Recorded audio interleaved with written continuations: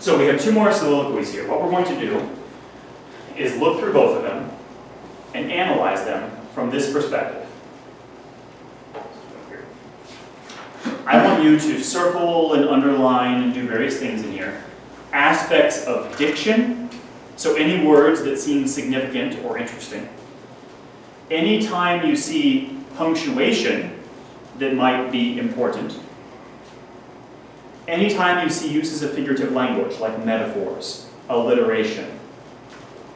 And then at the bottom of the page, I want you to write out what you believe to be the central purpose of this soliloquy.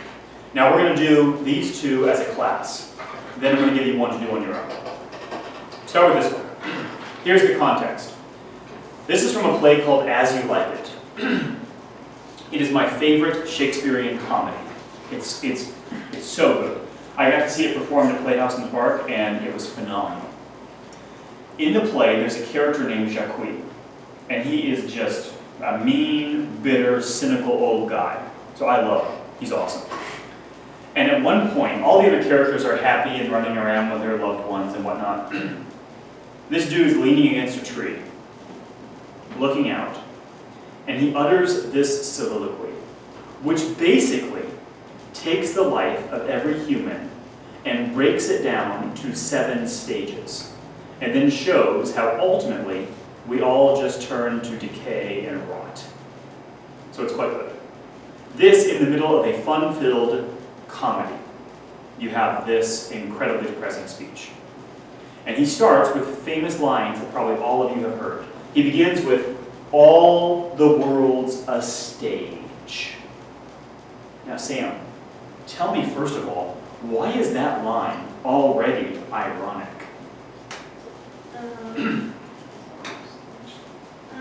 Well, it's being performed on the stage like it's a play itself. Yes. The actor is standing on a stage saying all the world is a stage. So in other words, I'm on a stage telling you you are all on a stage. All the world's a stage. And then he goes on to say, and the men and women merely players. Now Alec, tell me about a theatrical performance. What happens? What do? You play. Perform. Alec, your description is vivid and vast. Andrew, explain.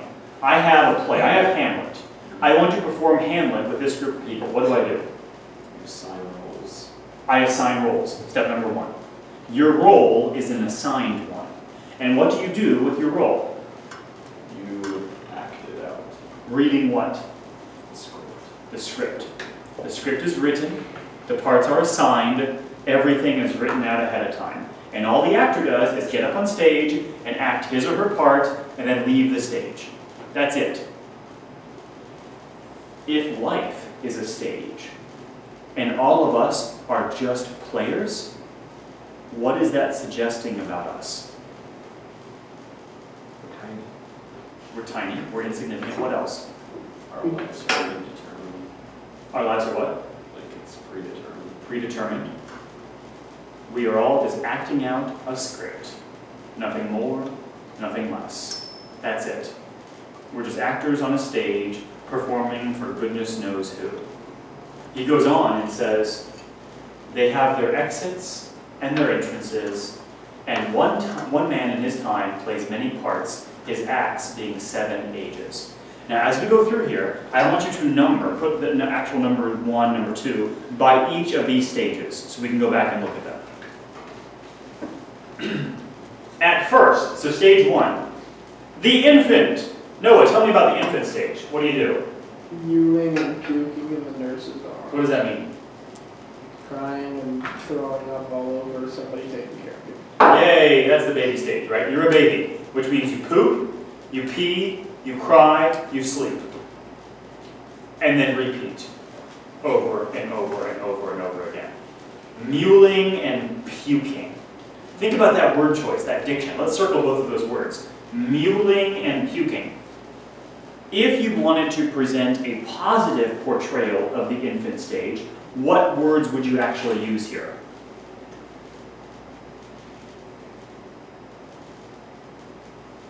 Meaning the same thing? Sure. Or not necessarily the same thing, but you're describing an infant. What words are you going to use? I don't know, because I feel exactly this. Right, as does he. But if you want to say like, oh, cutesy little baby, you might say something like, cooing and giggling in the nurse's arms. Right? I hate that. Okay, but why do you hate that? I hate babies. Okay, well that's a personal issue. But what's the point? Why does he choose these two words? Because he doesn't like. Well, animal. He's focusing on what aspect of the infant stage? The negative aspect. The messy, dirty aspect. And he's saying, look, we're all actors, and we all play 7 parts. First, we play the infant, mewling and puking. It's almost impossible to say those words in a positive way. Mewling and puking. No, mewling and puking. It's negative, derogatory words. Mewling and puking in the nurse's arms. Stage 1. Then, stage 2. The whining schoolboy. You all know this stage. This is like the 6th, 7th, 8th grader. I don't want to go to school, whiny. With his satchel and shining morning face, creeping like snail unwillingly to school. Why unwillingly? Nobody wants to go to school. Yeah, come on, man, I want to go to school. So therefore, this person, this speaker, uses a simile to describe his unwillingness. And what is the simile? A snail. Like a snail. We know how snails move. This is how the schoolboys move. I don't want to go to school. Okay, stage 1, you're a nasty little puking infant. Stage 2, you're a whiny little brat. So far, this sounds really positive for life, right? Stage 3, and then, this one I shall read in my French accent. Oh, oui, my French accent is quite beautiful. Quite decent. Oh, God. Yes, yes. I beg you to stop. Oh, but I cannot. In fact, I might even throw in my French laugh. Yes. And then the lover. I refuse to say lover. It has to be lover. And then the lover, sighing like furnace, with a woeful ballad made to his mistress' eyebrow. Oh, oui, maybe. So painful. Oh my God. Pussy, pussy, pussy. What? Pussy, pussy, pussy. It's like you're talking to a baby. Wait, I'm going to try again. I'm trying hard. Is that how you Hold on. love your wife? Hold on. Exactly. Pretty good. That's pretty good. That's Try French, one more. actually. Last one. What are you even doing? That's French. I am wooing the unnamed goddess. So what, a horse? No, if I was wooing a horse, I'd go, yeah! I really wish was I was cool. on video. It is. Yes. Here's the There thing. be some making sense. Here's the thing. out of this. And all of you will be able to access these videos on Vimeo, but that's beside the point. Here's the point. We have 3 stages. Stage 1 and 2 seem very negative. Stage 3 also seems a little negative. Not from like, oh, stupid lover, but how does it make the lover sound? Weak. He's never quite Immature. getting what he wants. Yes, and also a bit ridiculous. And you know this stage. All of you know this stage. Think about your fellow I seniors. think I'm still. Think about some of the underclassmen who get their first girlfriend, first boyfriend, and think about how they ignore everybody else in the hall and stare into each other's eyes.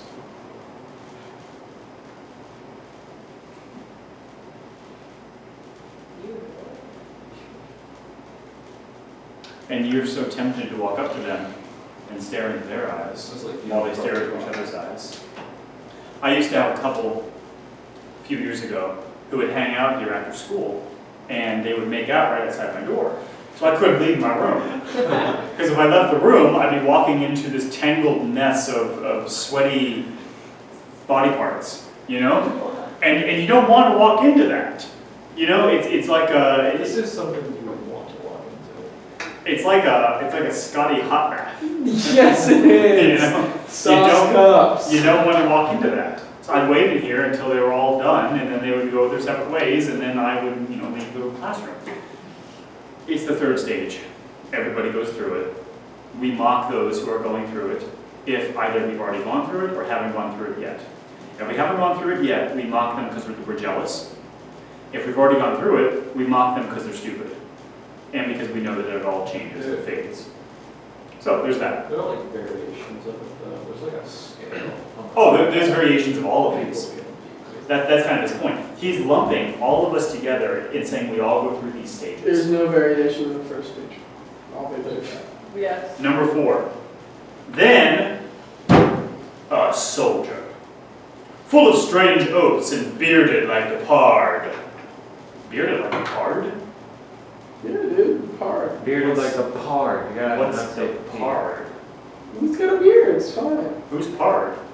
It's fine. I have absolutely no idea. Soldier. This is actually a term for the leopard. Bearded like a leopard. Oh, Got the beard on the face like a leopard, and he's a soldier, off to war. Now obviously, not every single one of us is a soldier, but you will hit a stage, you'll hit that age where you are ready to go out into the world. Now for us, this might be going into college, or this might be getting a job or whatever. You're full of strange oaths, you're bearded, so you're probably, in your Starting early 20s or whatever. You're ready to go out there, you're bearded like a pard. Then there's stage 5. Oh, I'm sorry, no, this continues. Bearded like a pard, jealous in honor, sudden and quick in quarrel, seeking the bubble reputation, even in the cannon's mouth. Seeking that reputation that at any moment might pop like a bubble, but you're going after it. You're going after life. You're grabbing it, you're pulling it in, you're becoming somebody. Then stage 5. And then the justice, in fair round belly, with a good cap and lined, with eyes severe and beard of formal cut, full of wise saws and modern instances, and so he plays his part. What kind of person is that describing? What does that feel like? Somebody who thinks that they're wise because they feel like they've lived a while, but they're actually just kind of middle-aged. This is like a dad.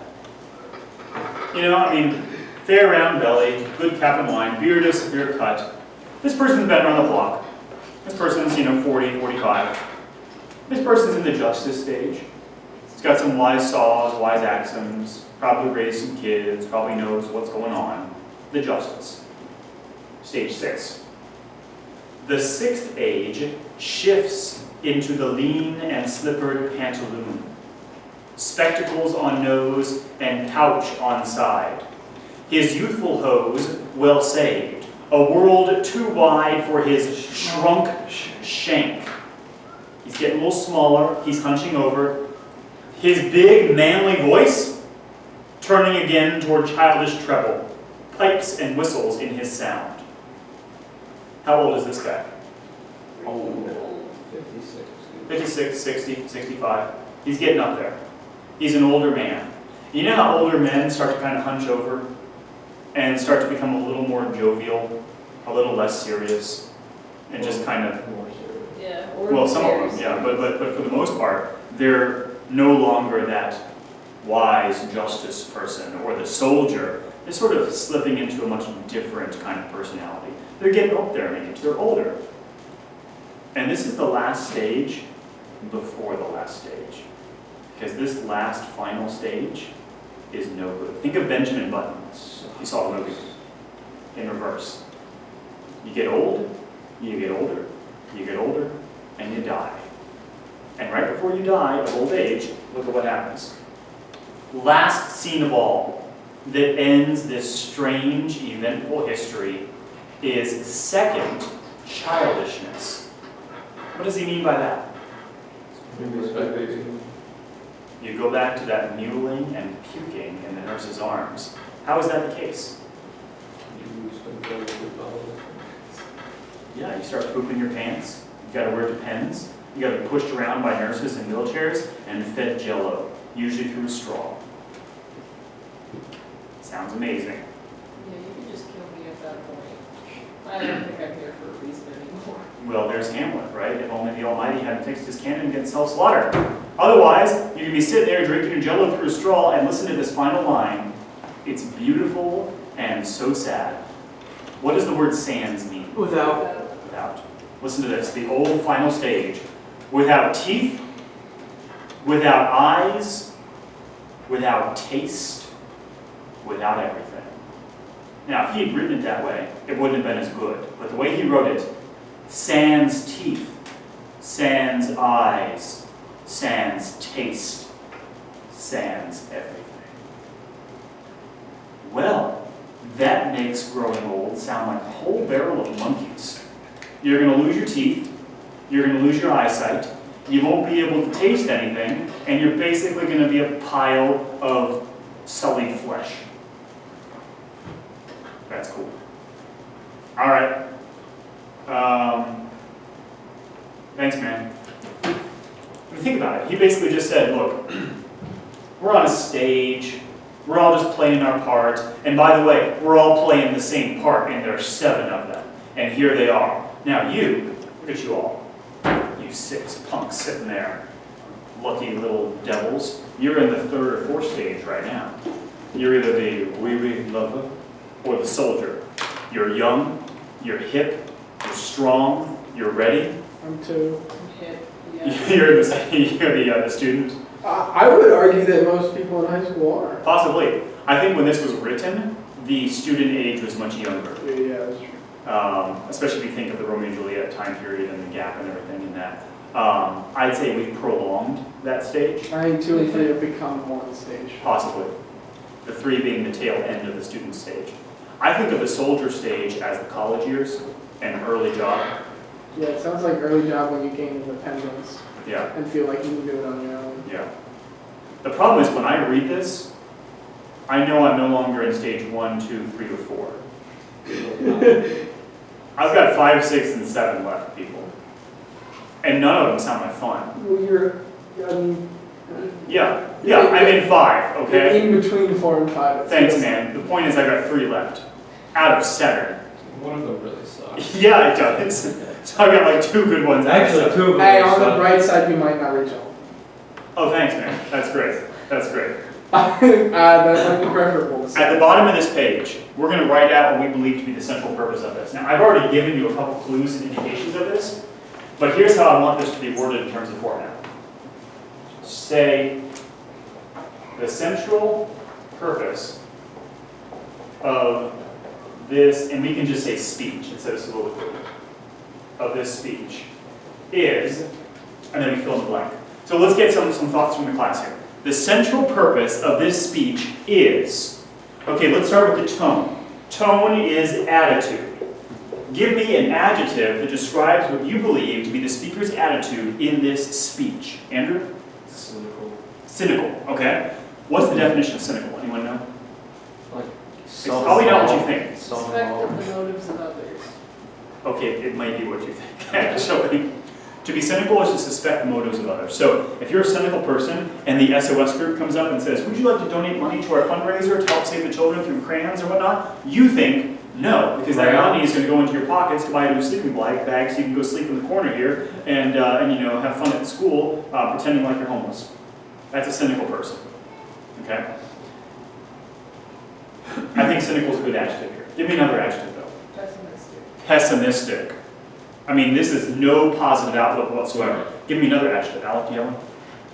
judgmental. Okay, definitely judgmental, especially toward that schoolboy and the lover and the old people. It's funny because he's definitely in the stage where he has all of the lines to give. Yes, he's definitely placing himself there. But then he's also very much aware of what stages are next for him, which may be why he's so pessimistic. Given the tone, now if I called one of you and you said the tone here is positive and lighthearted, I would say you have completely misread this. Why? That is a positive. Yeah, I mean, all of this leads toward a negative view. So our central purpose has to convey that pessimistic idea. But what is the speech ultimately about? Death. Not ultimately about death, about how what? We are all in our roles. We're all what? We all have our roles. Everyone has specific roles in life that that person's kind of confined to. And these roles, are they positive or negative? No, negative. Negative. So we need to word the central purpose that way. The central purpose of this speech is to demonstrate or argue, insert verb, is to demonstrate that all people are confined to blank roles. We'll throw an adjective in there. To blank roles for the duration of their lives. Let's come up with an adjective that describes what kind of roles these are. 7. Monotonous. Monotonous, that's good. What else? What'd you say, Sam? Bleak. Too bleak, I like that. It captures the negative tone, captures the essence. The central purpose of this speech is to demonstrate that all people are confined to bleak roles for the duration of their lives. Now, we don't necessarily have to agree with this. And even some of you, like Alec was saying, well, this isn't always the case for everybody. It's good that you're arguing against this. Because the people in the play are going to argue against it. They're not going to say, well, hang on, that's not a good way to look at it, okay? I mean, life is full of hope and possibility and all kinds of stuff. Or you can agree with him. But you have to identify what he is saying. What is his argument? And this is his argument. The central purpose of this speech is to demonstrate that all people are confined to bleak roles for the duration of their lives. Boom. It's a sentence, it captures the tone and the central purpose. And by the way, if you can do this, if you can read a passage, look at the diction, syntax, aspects of figurative language, determine the tone and the central purpose, you will survive any English class you are ever in. Hands down. These are the only necessary skills in English class. These are the skills of analysis. And analysis is the foundation of reading well and also writing well. Because if I gave you this and I said, write an essay in which you analyze this, this would be your thesis. And the rest of your paper would build off of this. So maybe what you would do is you would organize your paper into 3 body paragraphs, each body paragraph dealing with 2 or 3 of these stages, analyzing it from this perspective. Then you have your paper. And you just did it. Take a look at the second one here. It's a much shorter one. And it is officially my favorite soliloquy in all of Shakespeare. Can anyone tell me what it's from? Othello. No. This is from Macbeth. Lady Macbeth has just died. Macbeth has just heard that his wife has died. And his wife had talked him into all of these heinous crimes. Macbeth's world is closing in on him. He is but a few scenes away from his own decapitation. Things are not looking good.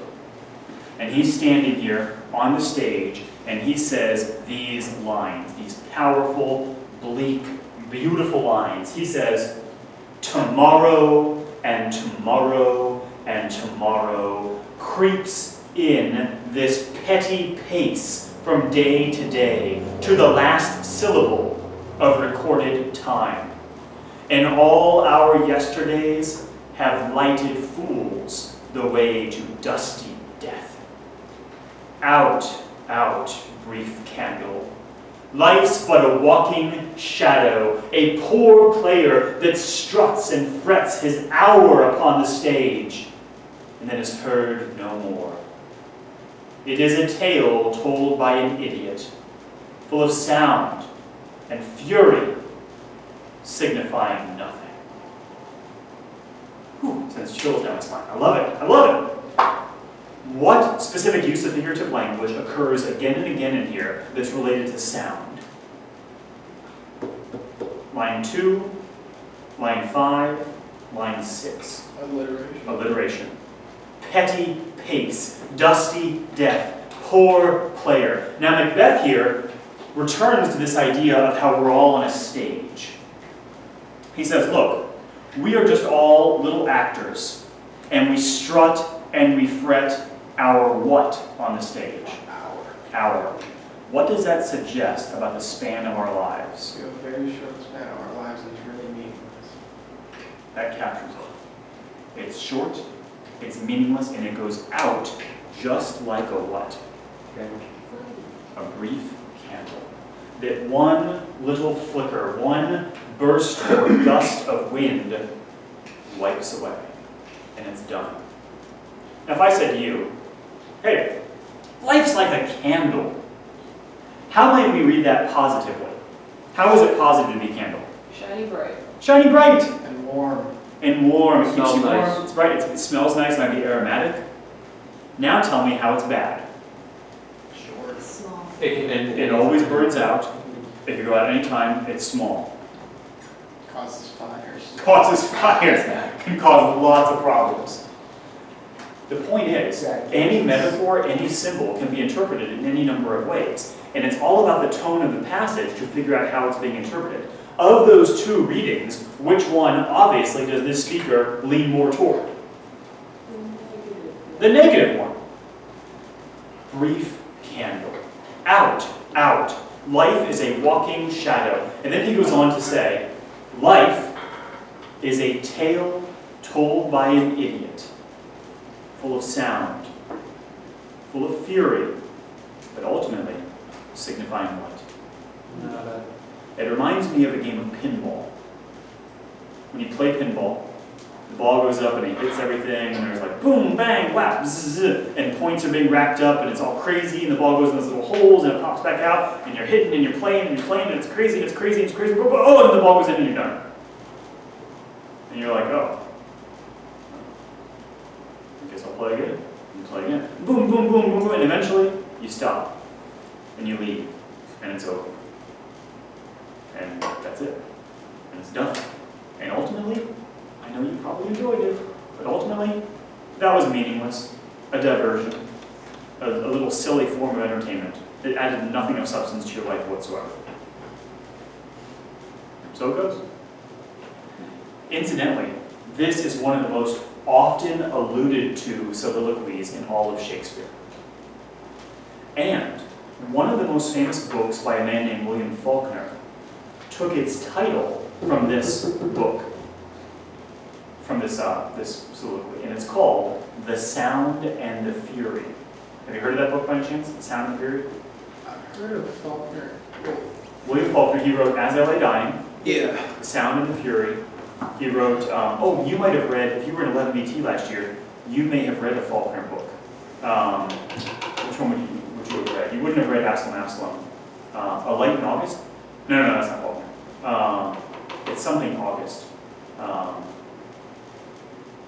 Maybe you didn't read one. Did you say that There are short stories. His favorite author? He's one of my favorite authors. But like from his time or something? Yes, I big think time. you said that during a speech or something. During speech, we actually, one person here read his Nobel Prize acceptance speech. I was going to that. No, that's right. He called it The Sound and the Fury, the title of his book. And his narrator is named Benji. And he's a mentally handicapped boy. What's he doing? He's an idiot. A tale told by an idiot. Sound and the Fury, signifying nothing. So it goes. If we were to analyze the central purpose of this, we'd probably come to a similar conclusion that came to this previous one. In analyzing the central purpose, you have to capture the tone.